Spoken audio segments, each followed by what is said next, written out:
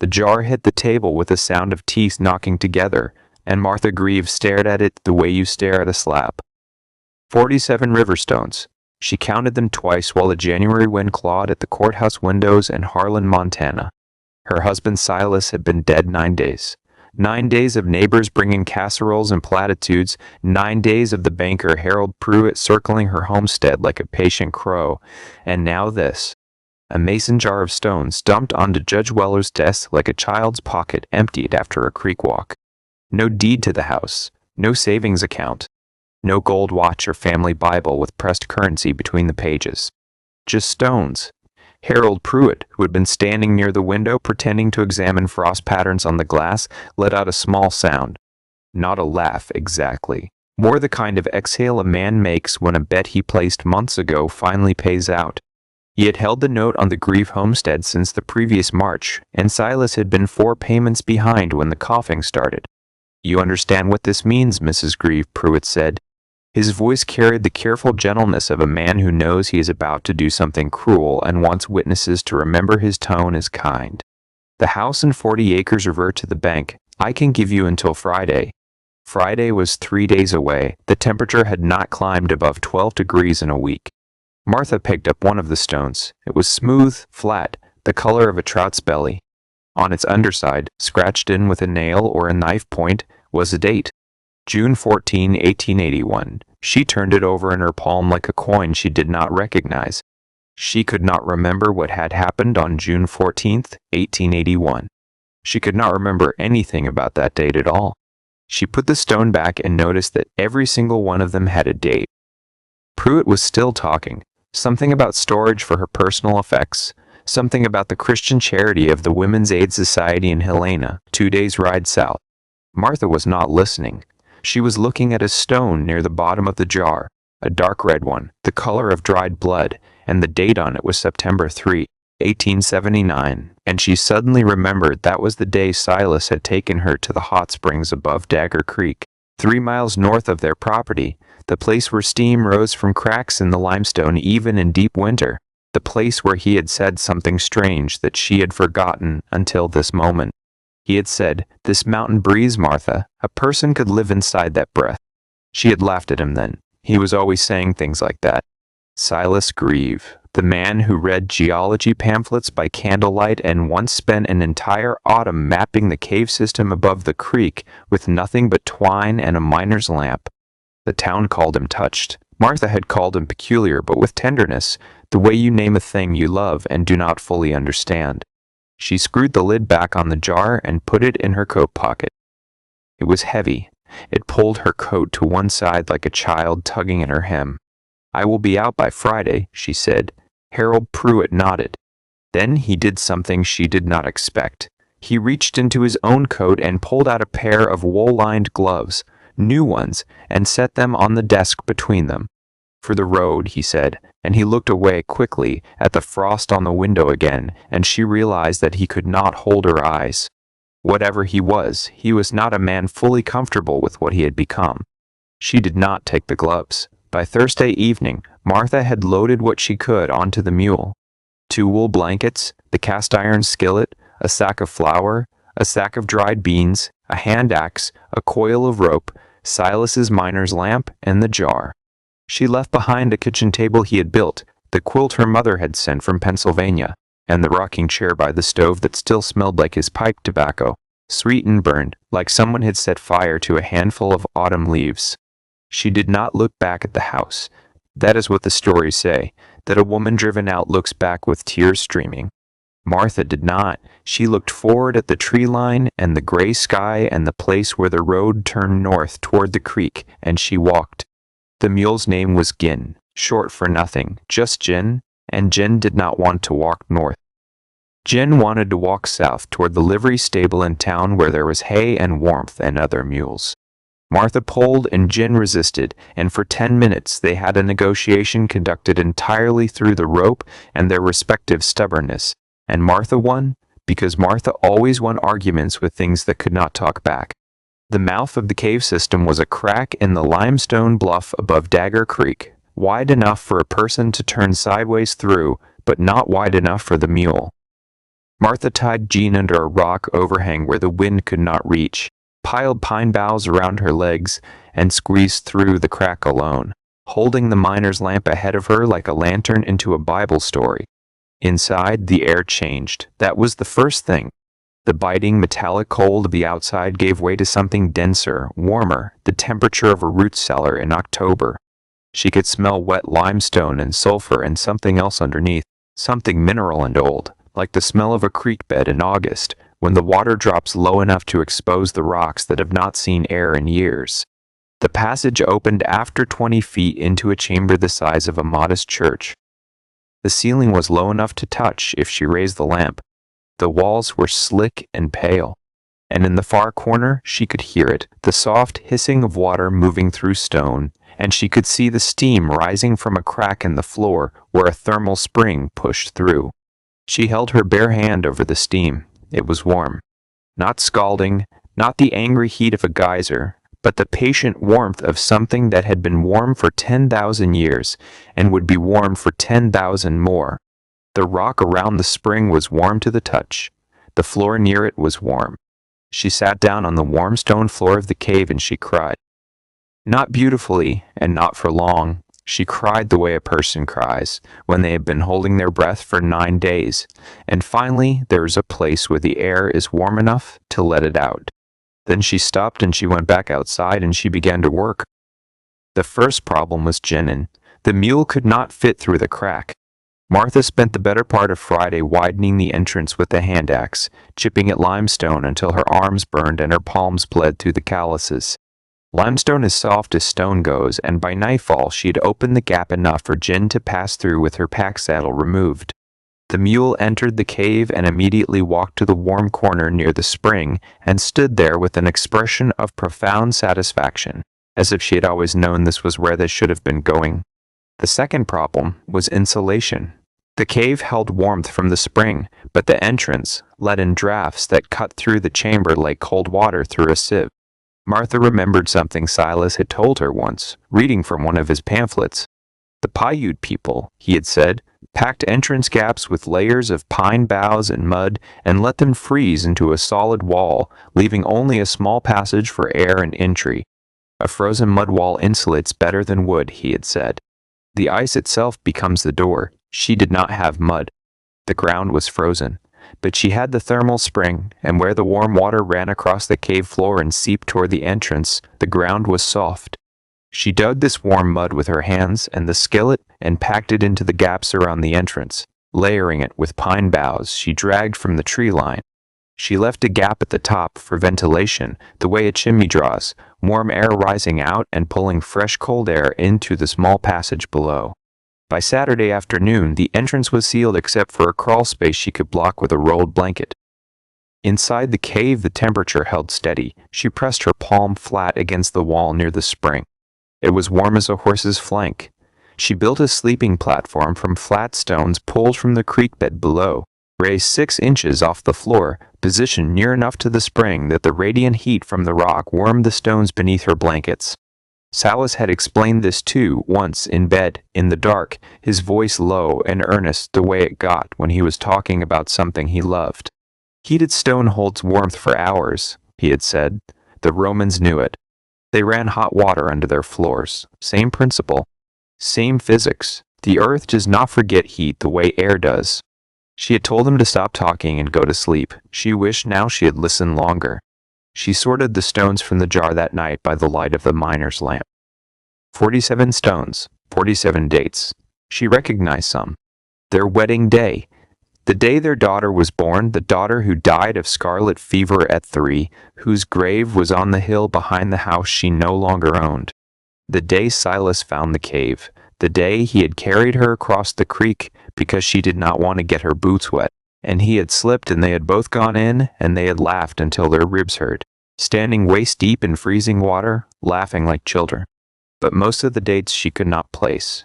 They were ordinary days, Tuesdays and Thursdays and Sundays that had passed without apparent event, and she did not know why Silas had picked up a stone and scratched a date into it and put it in a jar.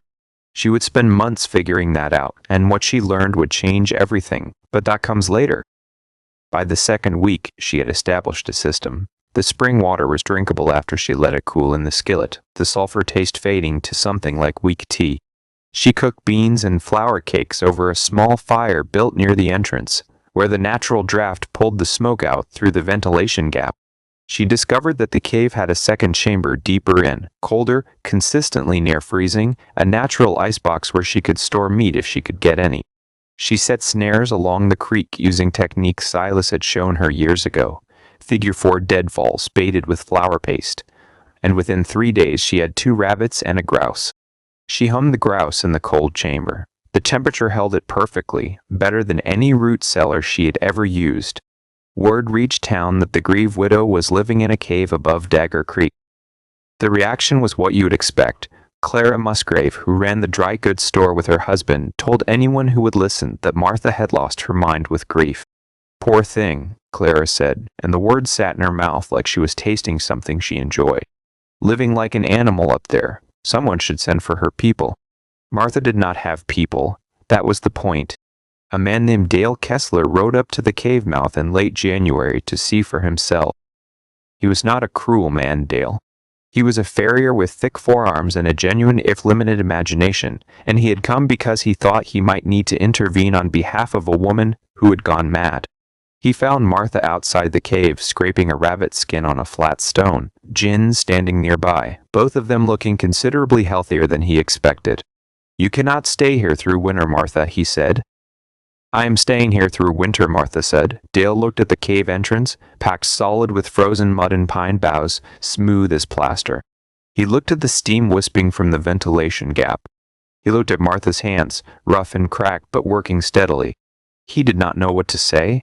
He had come prepared for madness and found something else entirely. Something that looked like competence, and competence in a woman living alone in a cave did not fit into any category Dale Kessler had available. "You need anything from town," he said finally. "A saw," Martha said. "And if anyone is selling wool batting, I could use 4 yards. Dale brought them the following week. He did not charge her. He also did not tell anyone in town that the cave was warm inside, or that Martha had built a functioning home in it, because he could not find the words to describe what he had seen without sounding like he had gone mad himself. February came in like a held breath. The sky went white. The temperature dropped to 15 below zero, then 20, then a number Dale Kessler's thermometer did not have a marking for. The Gallatin River froze solid enough to drive a wagon across. Cattle died standing up in the fields, frozen in place like statues of themselves. Then the blizzard hit. It came on a Tuesday, February 11th. The wind came first, a sound like canvas tearing, and then the snow, not falling but driven horizontal, so thick that a man could not see his own hand at arm's length. The temperature with the wind chill dropped to something no one in Harlan had ever experienced. Stovepipes cracked, windows shattered inward from the pressure differential.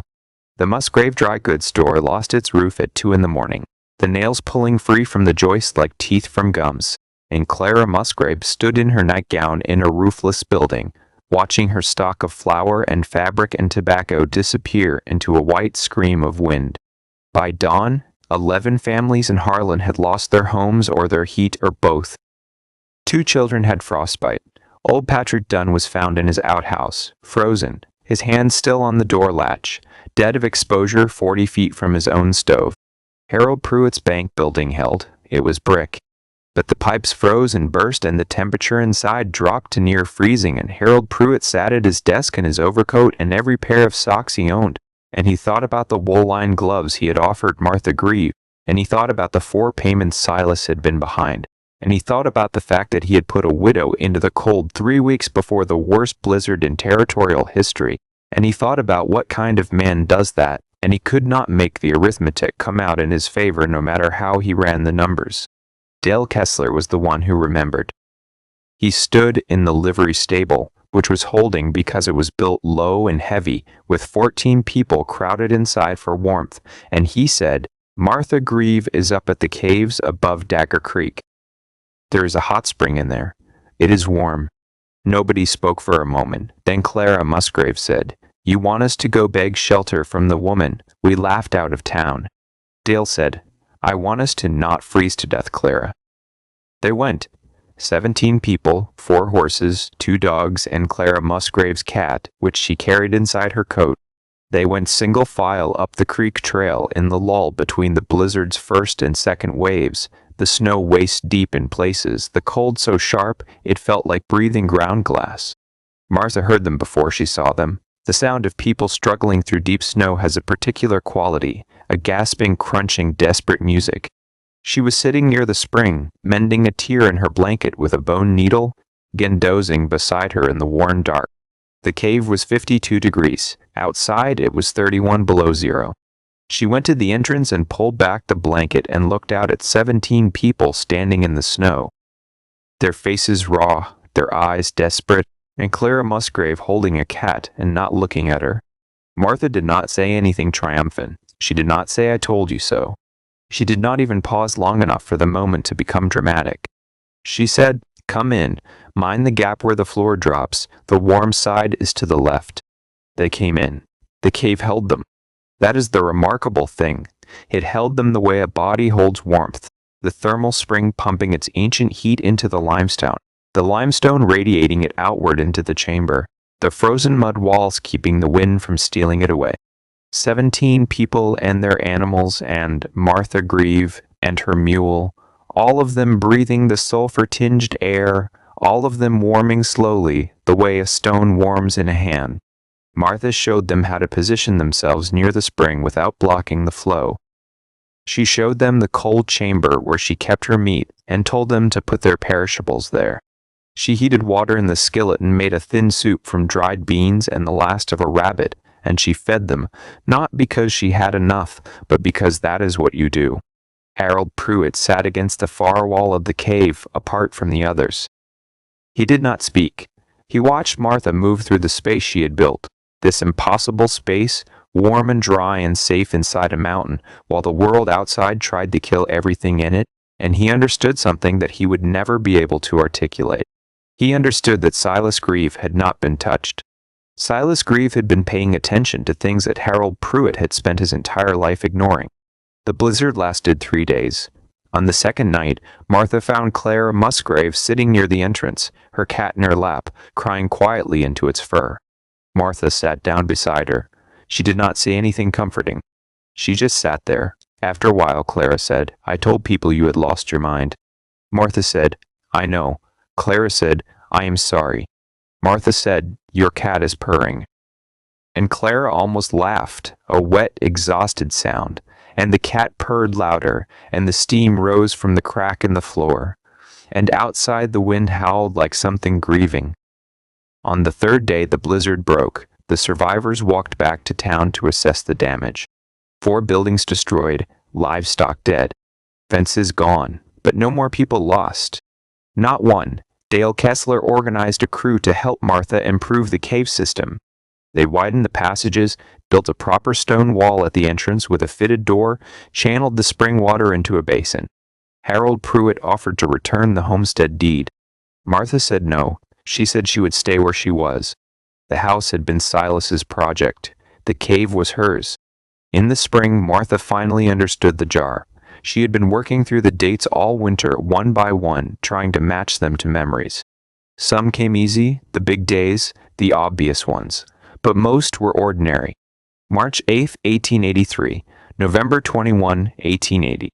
Days when nothing happened. Then she found a stone dated April 6, 1884. She turned it in her hand, trying to remember. April 6th. She had been mending a fence. Silas had been reading on the porch. She had looked up and seen him watching her over the top of his pamphlet, and she had said, "What are you looking at?" And he had said, "Nothing," and gone back to reading. That was the whole memory, the entire event. Her mending a fence, and him watching her and the light coming through the cottonwood trees, and neither of them saying anything that mattered. He had picked up a stone that day and scratched the date into it and put it in the jar. She understood then. The stones were not a map or a code or a message. They were the days Silas had been happy. Not the big days, not the dramatic ones, not the days that anyone else would remember. The ordinary ones, a Tuesday when she laughed at something the mule did, a Sunday when she fell asleep with her head on his shoulder during the sermon, a Thursday when she sang while she cooked and did not know he was listening. 47 days he had been happy enough to pick up a stone. She never told anyone what the dates meant. Some things are not for telling. She kept the jar on a ledge near the spring where the warmth kept the stones dry, and sometimes in the evenings she would take one out and hold it and try to remember what she had been doing on an ordinary day in 1882 when her husband had looked at her and thought, "This one, this day. I want to keep this one." The cave became the town's emergency shelter for the next 11 winters. People called it Greaves Warm. Martha taught homesteading families how to identify thermal vents, how to read the steam rising from cracks in January, how to build frozen mud insulation, how to channel spring water for heat and drinking both. The knowledge spread. Other caves were found and improved. Other shelters were built. Martha Grieve lived in the cave until she was 71. She died in her sleep on a warm stone platform 6 inches above the floor, the spring hissing softly beside her. Gin's great-granddaughter standing in the corner, the jar of river stones on the ledge where it had always been. Dale Kessler's daughter, who had been one of the children, carried through the blizzard that February night, was the one who found her. She said Martha looked warm. She said the cave smelled like sulfur and stone and something sweet she could not name, something that might have been pipe tobacco, though no one had smoked a pipe in that cave in over 20 years. The jar is still there. If you know where to look, if you follow Dagger Creek north of what used to be Harlan, if you find the crack in the limestone bluff and turn sideways through it, you will feel the air change. You will feel the warmth come up from the floor like a hand pressed against your chest. On the ledge, 47 stones. On each stone, a date. Pick one up. Hold it. You will not know what happened that day. Nobody does anymore. But something did. Something small. Something ordinary. Something worth keeping.